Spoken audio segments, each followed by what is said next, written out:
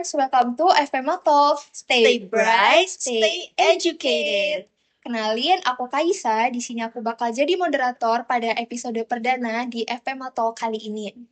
Seneng banget akhirnya aku bisa nemenin kalian di FPMA Talk kali ini. Tempat kita ngobrolin topik-topik yang menarik dan tentunya kita makin open-minded dan teredukasi. Dan pastinya aku nggak sendirian nih teman-teman. Di samping aku udah ada Kak Putri ya.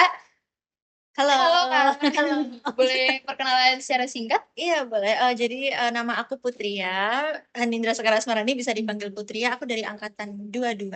Oke, gimana nih Kak kabarnya hari ini? Hari ini alhamdulillah baik. Baik. Iya. Oke.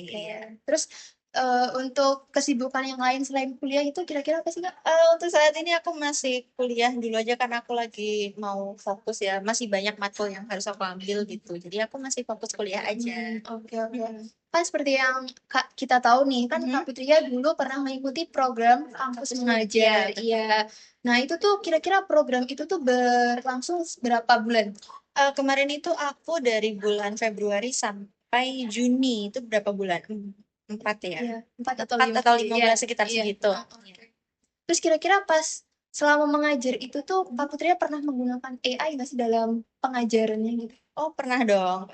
Penggunaan AI itu pasti pernah, karena si anak-anak ini kan aku ngajar di SMK ya, dan mereka itu jurusannya teknik dan aku tuh belum familiar gitu dengan jurusan mereka. Jadinya untuk merancang kegiatan atau mungkin aku butuh games yang sesuai dengan jurusan mereka, itu aku pakai AI kayak untuk nyari ide gitu. Oh iya. Jadi AI digunakan untuk mencari references gitu ya Kak? Betul. Oke. Nah pas banget nih teman-teman, kita bakal bahas topik ini lebih dalam lagi di episode perdana kali ini. Jadi kita langsung aja. Oke Kak Putri ya, seperti yang kita tahu kan perkembangan AI sekarang kan lagi berkembang pesat di dunia pendidikan. Terus lagi marak-maraknya juga. Terus menurut kakak nih, fenomena ini tuh lebih banyak ke arah manfaatnya atau justru ke tantangan sih Kak? Dan itu kenapa? Oke, iya betul ya. AI sekarang lagi marak banget. Mungkin 5 tahun terakhir ya. Sebenarnya awal-awal ada AI ini, aku menganggap AI itu lebih banyak kekurangannya. Kenapa? Karena aku dulu mikirnya, oh AI ini bikin males, AI ini bikin kayak apa ya, semuanya jadi serba instan. Jadi kita jadi nggak mikir gitu karena rely on AI. Tapi makin kesini sebagai future educators ya, sebagai future educator aku mikir AI ini lebih banyak manfaatnya. Kenapa? Karena baik buruknya suatu hal itu kan balik lagi ke diri kita ya. Jadi semisal emang kita bijak dalam menggunakannya, AI itu lebih banyak manfaatnya daripada kekurangannya gitu. Jadi walaupun banyak manfaatnya, tapi di sisi lain pasti ada tantangan yang harus dihadapi. Iya, dan itu ya tergantung orangnya, tergantung bagaimana kita bijak dalam menggunakan teknologi tersebut. Terus Kak, kan banyak banget nih yang mengatakan kalau AI itu bisa menggantikan peran guru di masa yang akan datang.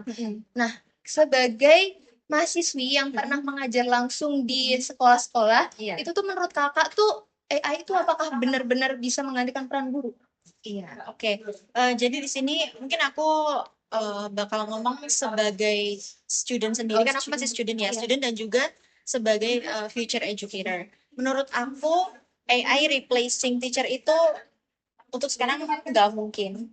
Kenapa? Karena banyak kualitas guru yang siswa perlukan itu nggak bisa didapatkan di AI. Misalnya moral value atau apa ya, a connection to people juga itu kan nggak bisa didapat dari AI ya.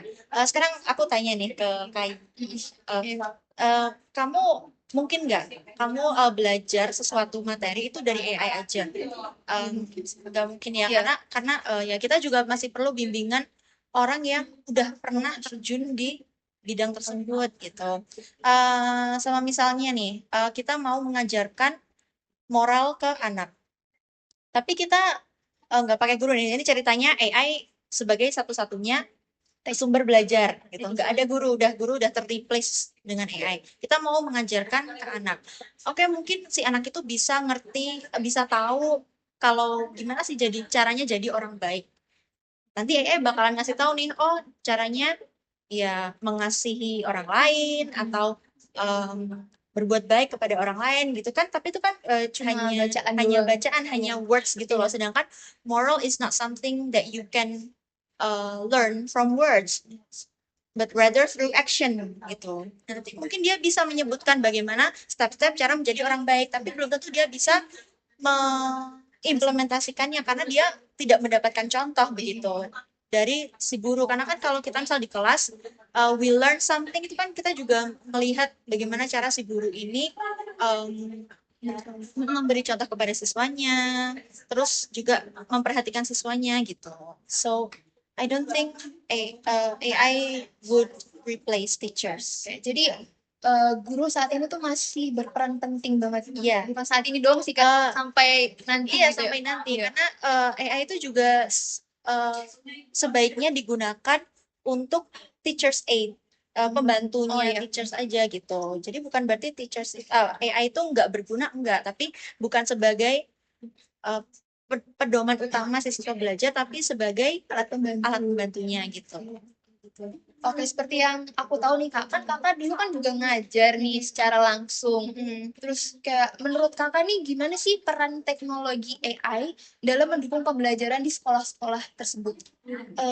Untuk experience aku sendiri Iya. ya, karena kemarin itu sekolah yang aku ajar itu termasuknya bukan sekolah yang udah maju secara teknologi gitu. Jadi di situ anak-anaknya tuh mereka belum mengenal yang namanya AI, malahan walaupun mereka SMK tapi mereka belum kenal yang namanya AI. Iya. Nah, tapi aku tetap pakai AI seperti yang aku jelasin tadi. I use AI for inspiration gitu, untuk cari materi, untuk bikin materi, bikin kegiatan gitu. Iya, tapi untuk bahkan gurunya sendiri tuh mereka juga belum yang familiar dengan AI begitu. Jadi cuma kakak doang yang tahu.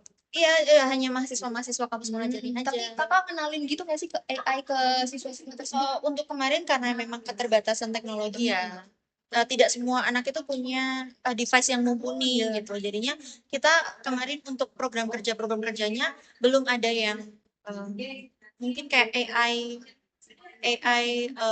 teaching atau pelatihan ya, untuk pelatihan training AI training itu belum ada ya. Tapi itu mungkin bisa jadi untuk kedepannya mungkin bisa jadi inspirasi ya, itu AI training is a good idea. Berarti belum pernah mengajarkan gitu ya kak? Belum pernah. Oke. Nah, setelah kita mengetahui tentang peran AI dalam mendukung pengajaran, mengajar, itu tuh kira-kira ada dampak positif dan negatif gitu nggak sih kak, terutama bagi siswa dalam cara mereka belajar? Kalau dampak positif negatif tentu ada ya. Mungkin dari dampak positifnya dulu ya. Kalau dampak positif itu menurut pengalaman aku, si AI ini bisa membantu siswa untuk dia itu cara belajarnya lebih personalized. Jadi nanti si guru ini kan tahu ya bagaimana sifat siswanya, bagaimana cara siswanya belajar. Nah, nanti guru ini bisa tanya ke AI, kegiatan apa sih yang bagus untuk siswa saya, atau harus saya lakukan untuk memenuhi kebutuhan belajar mereka gitu. Lalu untuk dampak positif selanjutnya, si AI ini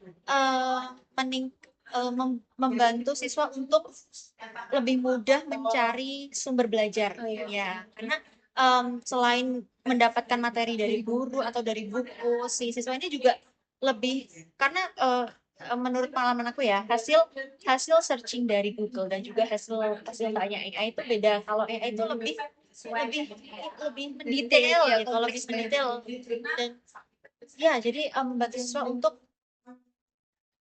mencari sumber belajar gitu. Dan juga mungkin untuk dampak positif ke guru ya, ini ke guru. Semisal nih guru selama ini, guru-guru ini kan menata administrasi siswa, atau mungkin masukin skor siswa mungkin setelah ujian-ujian atau di akhir semester itu kan secara manual ya.